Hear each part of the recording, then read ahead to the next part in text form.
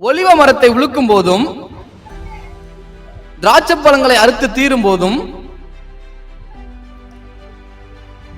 பின்பறிப்புக்கு கொஞ்சம் மீதி இருப்பது போல தேசத்திற்குள்ளும் இந்த ஜனங்களின் நடுவிலும் கொஞ்சம் மீந்து இருக்கும். நாம் எல்லாம் யார் என்று பார்க்கும் பொழுது ஆண்டவருடைய சமூகத்திலே ஒரு சில வெகு ஜனங்களாக அமர்ந்திருக்கிற நாம் அங்கு ஒலிவ மரத்தை உழுக்கும் பொழுதும் திராட்சை பழங்களை அறுத்து தீரும் பொழுதும் பின்மாரிக்கு கொஞ்சம் மீந்திருப்பது போல தேசத்திற்குள்ளும் இந்த ஜனங்களின் நடுவில் கொஞ்சம் மீந்திருக்கும். அப்படியானால் அநேகர் நம்முடைய பகுதிகளிலே மாமரம் காணப்படும்.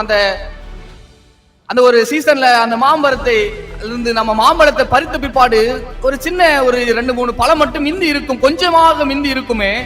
அது போலதான் நம் ஒவ்வொருவரும் மீதமானவர்களாக, மீதமான திருச்சபையாக ஆண்டவருடைய சமூகத்துல இந்த கடைசி நாட்களிலே உலகத்தினுடைய முடிவிலும் ஆண்டவருடைய வருகைக்கு முன்பதாக வெகு சில ஜனங்கள் மாத்திரம் காணப்படுவார்களாம்.